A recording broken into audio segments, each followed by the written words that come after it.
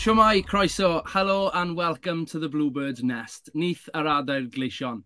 For the final time this season, we say a big thanks to Nest sponsors DragonBet for their support throughout this entire season. If you're over 18, please head on over to dragonbet.co.uk. There's still a fair bit of summer sport available to gamble on, but please gamble aware, please gamble responsibly. Episode 31, and as you can see, it's great to have first team manager Tony Pennock and club chairman Rob Edwards with us again to wrap up what has been an absolutely crazy football season. What a weekend, what a fortnight, and what a season. Where to start with all, but Rob, I'll come to you first. Has it sunk in yet?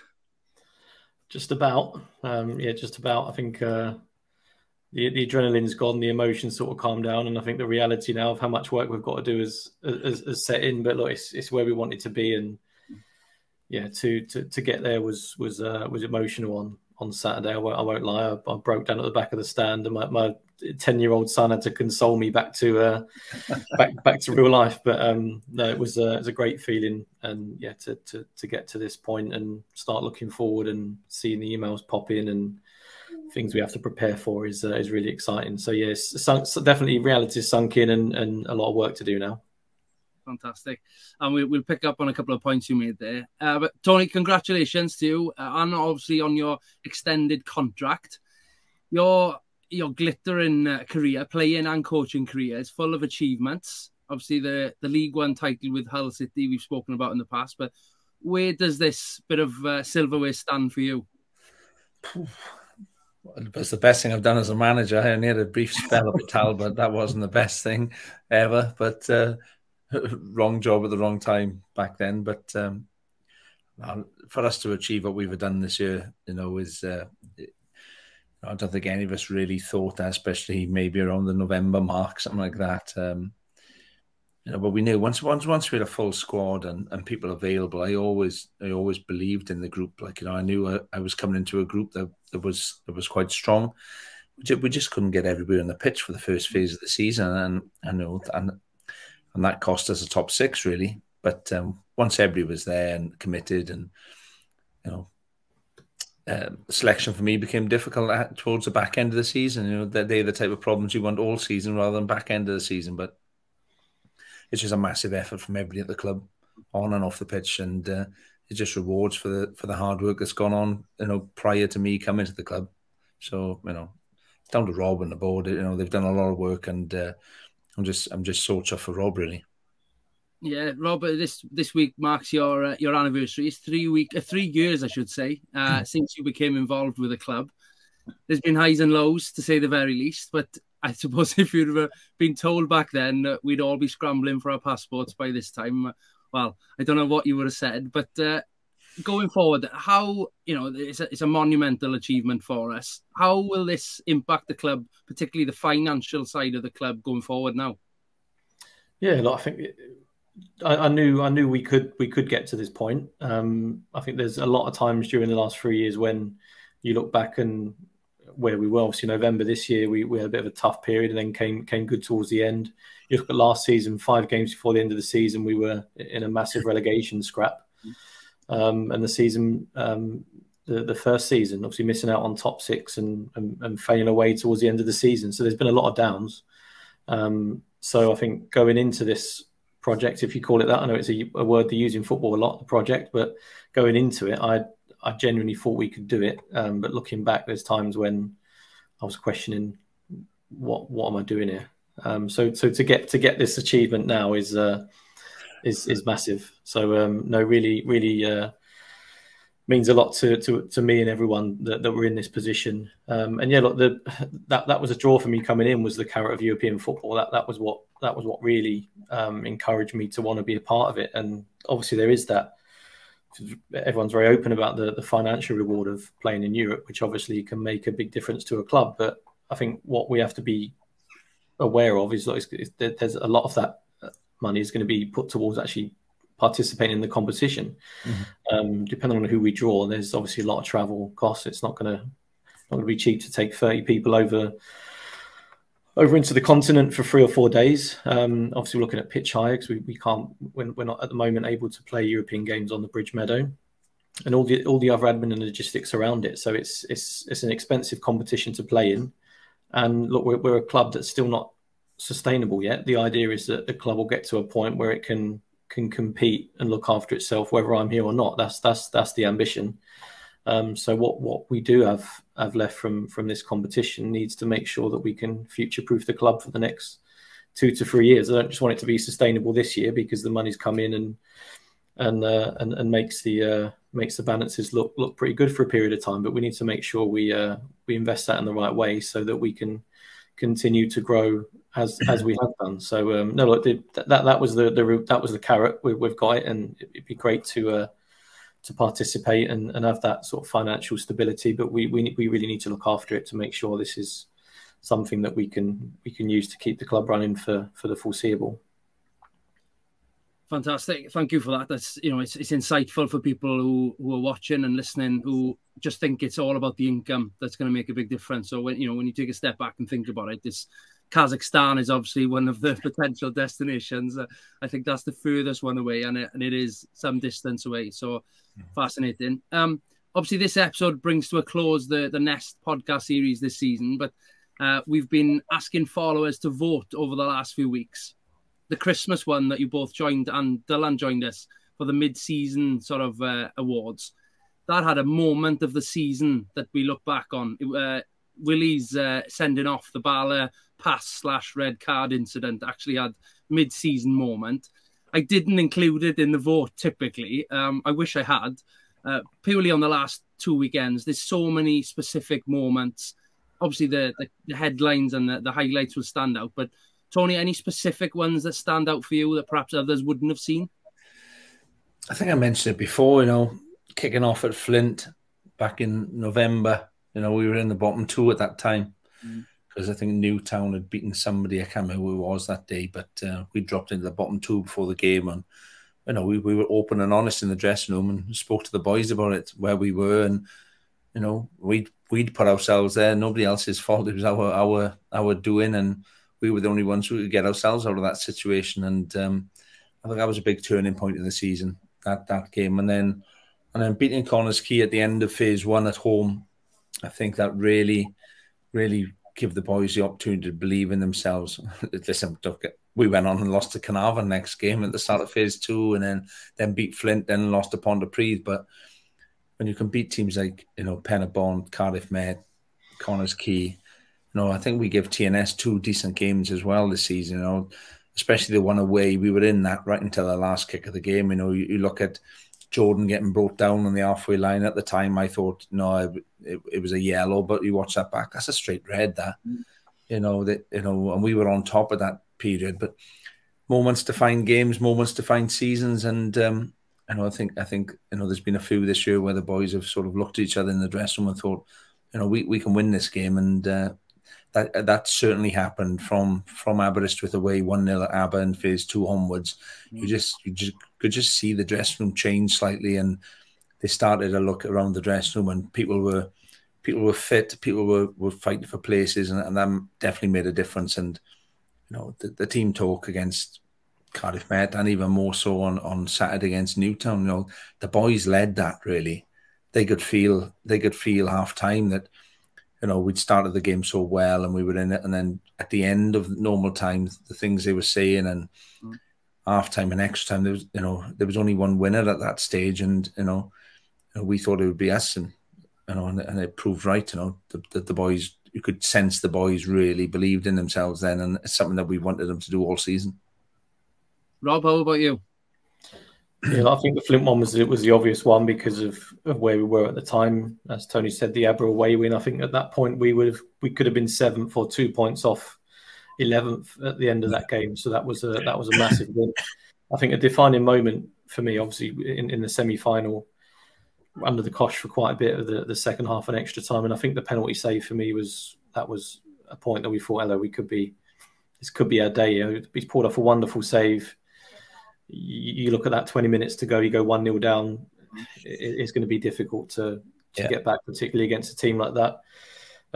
So that penalty save, and it just seemed to throw card. If you look at the penalty, he just looked unbeatable that day. and obviously saving 3 penalties out, well, 3 in a row effectively.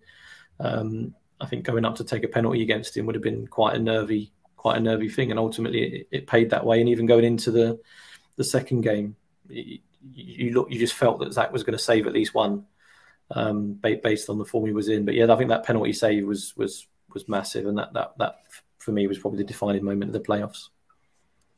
For me, anyway, I've been watching a lot of the video footage throughout the season, and there's little moments that we tend to forget about. There's a save. Zach made the save. I think it was up, to be fair, for a save of the month with Scorio. There's little things like that. But just this weekend, I can't remember if it was the end of extra time, I think. Abu put in that block to put it out for a corner very, very late on. You know, that's this pivotal moment. Ricky made a great block as well when he came on. But I think one of the funniest stand-up ones for me is the young man Joe. I found out his name. He's the young guy who was pretending to drink out of the champagne bottle on the telly. I think it's gone viral a little bit over social media, and I've already commissioned Kian to sketch that image out for us as well. So I'm looking forward to sticking that on a T-shirt or something. And it seamlessly leads us into the first Bluebirds Nest award that. It's taken a lot of votes, this specific one, but seamlessly starting sign-in of the season.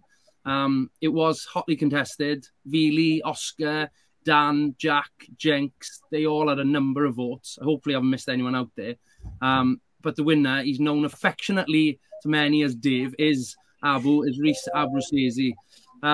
So obviously, I think he was a sign-in made prior to your arrival. Yeah. What have you made of Reece's performances this season? Yeah, Abu's been fantastic. He's been so consistent all season, and he just gets on with his job. You know, he doesn't say a lot. He's quite quiet. The most he spoke, funny enough, was before the penalties at Cardiff Met, and he just came out with a load, and the boys were just like, "Wow, where's that come from?" It was about Zach, funny enough, and it was like, "Fair play, Abu." You know, he hasn't said a lot all season. He does his talking on the pitch, and he does it week in, week out. He's been fantastic, and a few stood back when he said what he did before the penalties at Cardiff Met. But no, he's been outstanding. He's been a massive part of our success this year. He's only missed games with suspension. Next, we've got the unsung hero. Again, another close one in the vote. But this one, funnily, goes to a man who was the topic of conversation with the two Scorio commentators on the English stream over the weekend. Mark Jones thinks he's still got a chance of making it as a professional. Tommy Morgan disagreed. But Tommy Morgan also thought that Wolvesy was you, Rob. So we'll assume that the son played a part in that assessment. He represented the Wales C team this year. He's certainly got one of my favourite chants from the Bluebirds faithful, affectionately now known as Leroy. Unsung hero of the year, Mr. Lee Jenkins. Rob, Lee's played almost every game, I think. I don't think he's missed many. What have you made of his performances this year? And also, how proud were you that we had another international in the ranks? Yeah, I think particularly second half of the season, he was immense. I think what he doesn't win in the air isn't worth worrying about. I mean, he's just head and shoulders above everyone when it comes to defending the box from balls going in there. I think he's another quiet. He's another quiet boy. I think you look at him; he's a big lad playing against him for ABBA for a couple of seasons. You kind of feel like he's quite a dominating character, but no, he's another one who's pretty quiet, and I think has got on with it really, really well. And my favourite chant, definitely questioning the size of his head. But yeah, he second half of the season he just won everything, particularly when he went in the middle of the free. He was just immense, and he's a young lad. You don't know where he could end up, but he was great for us and made a big difference in a lot of games. And I think going on to that Tommy Morgan comment, I think we should have a segment called "Insult of the Season," being referred to Wayne Jones. I mean, I love the guy to bits, but that's an outrage, absolute outrage. Fantastic. Well, llongyfarchiadau, Jenks. Not such a close contest for this next award. 68% newcomer of the season was a certain young man, Harry John. Tony, another one who sort of fell into the lap of the coaching team this year. What have you made of Harry's emergence? Yeah, again, I've said it before. I watched the 16s train and play, and then a few of them trained with us one night, and he just caught the eye straight away. Just the way he receives the ball. Really, he receives the ball. That's something that we talk about, receiving on your back foot and playing forward, and Harry just was doing that quite, without even thinking about it. So I spoke to the staff and talked about him. Who's this kid? Blah blah blah. And okay, get him down training with us a couple of times, and straight away, the boys were calling him Messi after the session, and you think, I said, well, he's only 16, steady now on that one, but he just fit in straight away, and he deserved his opportunity. I think his first game, I think it was Taftswell away in the League Cup, who it was a physical game that night on a not a great pitch, and he did very well, and he had a run of games then.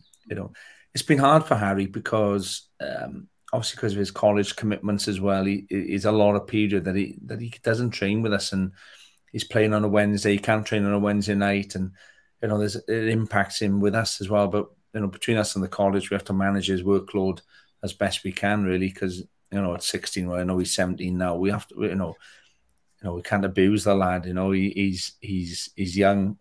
He's still got lots to grow into as well. I don't think he's ever going to be 6 foot or more than 10 stone probably, but he's still got to look after him, and we've got a duty of care of him. He's got another 2 years left on a contract, and I think a lot of Harry, and yeah, listen, again, it just shows the work that the academy are doing, and the junior clubs that he came from, and particularly the other boys.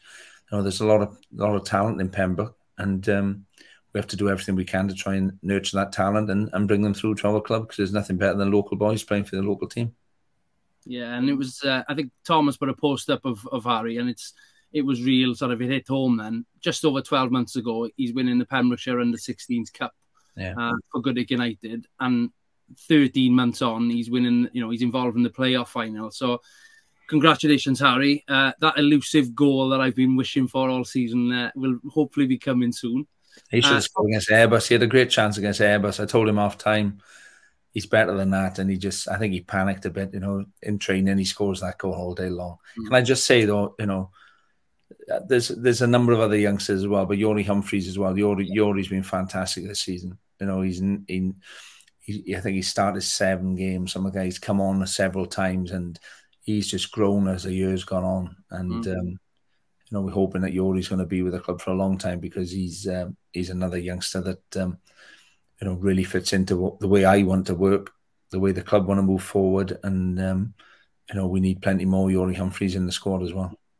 It speaks volumes. He was obviously in the contention for that award, but the Unsung Hero award, Yori actually came really close to getting that himself.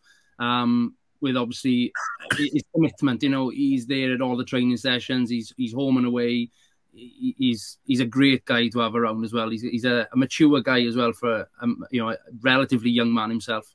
Goal of the season next then, and obviously at this point, I think I want to mention Elliot Scotcher, who received a number of votes for this. Obviously, Elliot's had a highly hampered season with injuries, was unable to travel over the weekend. I have spoken to him, and he was certainly watching from West Wales and was in Newtown in spirit. But his free kick was in contention. Anything to say on Elliot, Ton?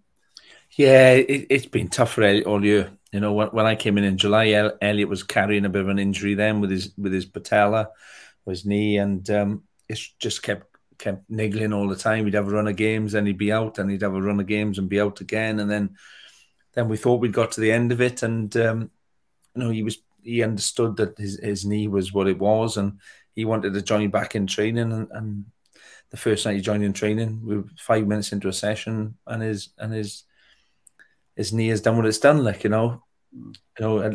It's given him a bit of closure. At least we know now there was an issue with it, and then it's happened. He's had the operation, and we just look forward to Elliot coming back, whenever that is, fitter and stronger than he has before, because a fit Elliot Scotcher is a major part of our squad, and our club, and he has been for a long time. So, you know, one thing you know with Elliot, he'll do everything possible to get himself back on the pitch 100% fit, because he's a dedicated young man who loves playing football and does everything he can to be the best he can. Yeah, speedy recovery. Obviously, Elliot's free kick was a worldly in itself against Bala early in the season. Dylan's long ranger came within a shout. I think a lot of Cardiff City fans have got involved and have voted for Jack Leahy's equaliser against Aber. That got a number of votes, but the winner, and quite possibly, well, hopefully for his own achievement, the league's goal of the season as well, hopefully. But Elliot Duggan's long ranger that set us up for the home win against Connors Quay is our Bluebirds Nest goal of the season. Rob, where does this one rank for you in your favourite goals? Oh, it's up there. I think just instinctive, and I think if he thought about it more, it probably ended up in the vets. I think the fact it was just instinctive. I think the flick from Henry as well just added that bit of class to it. I think it might have been Harry that won the header in the middle. It was been Villa's, won the header from the kick.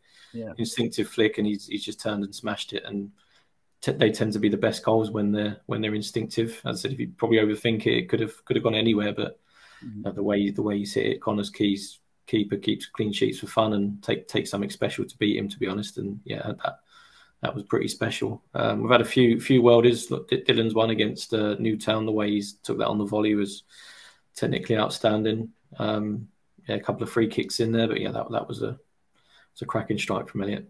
Yeah, pick of the bunch for this season. Now then, the Nest Player of the Season time. A very widespread vote here, particularly over the last week. There's been a number of votes coming in for Zach, and Jordan and Abu pushed the winner very close, but it's our skipper, Dylan Rees, who picks up the Player of the Season award. We see him week in, week out, his valiant performances on the pitch. For those that perhaps don't know him, Tony, what's Dylan like off the pitch? He's a great captain. He's the type of captain he won in the club. You know, he leads the dressing room. He's very good off the pitch in terms of helping other players and helping the youngsters as well. And, you know, he trains every training session like it's his last session and plays every game like it's his last game, because that's the way you should train and work. You know, he wants to do his best for everybody. It's more about the team with Dylan than himself. And, you know, that's something I'm massive on. You know, the ethos of team is huge for me. And, you know, I'd rather have a team of Dylans than a few world beaters along the way and other players. But no, he deserves it. He's had a fantastic season, and long may that continue for Half West County. Fantastic. Well, thank you to all who voted, and obviously a big congratulations to the winners. Back to the present day then. Excuse me. Rob, all eyes on Geneva, the 20th of June, where we'll find out our opponents in the Europa Conference League. In the build-up to that, then, I'm assuming it's a busy time off the field now, in the build-up to the trip to find out our opponents, and in the weeks that follow, building up to the July fixtures. Tell us what's on the agenda. What have you got to do? I think a lot of it we're learning as we're going as well, to be honest. The club's not been in this position for 20 years, and the kind of European format and requirements have changed significantly. So we're kind of learning a lot as we go, to be honest. I think in terms of administratively, there's a lot to get in place. I think once the draw is done, and it'd be an amazing experience to be there. Probably not enjoying paying €14 for a pint in Geneva, but me and Tony will be on the soda waters, I reckon. Good one. Yeah, as if. So yeah, I think once we know where we're going, there's going to be another real burst of hard work and planning to get us all there and back safely. And I think knowing some of these boys, I think we'll have to keep an eye on a few of them. We don't lose a couple on the way back, but yeah, it's a massive learning curve for all of us. Obviously, a lot of excitement along the way, but we want to make sure we get everything right in terms of planning for it. And look, it's one thing is qualifying, but look, if we want to go win a tie and see how far we can go in it. Look, realistically, Welsh teams don't tend to get too far, but there's no reason why we can't go and win a tie. So we'll do everything we can make sure the preparation's right. Obviously, Tony will do his stuff on the pitch, and we'll make sure it's seamless and slick, and we make a good account of ourselves, and we're good hosts when our continental neighbours come over and play us over here. So a lot of excitement, a massive learning curve for everyone at the club. Already we know it's going to take a bit of our time to make sure we get this right. But yeah, it's going to be a real exciting period. Tony, to pick up on that then, I'm assuming plans are already under development for a much earlier start of pre-season. Yeah, much earlier. It's a good problem to have. The boys know what day of the week we're starting back training. We've got 2 games booked in now.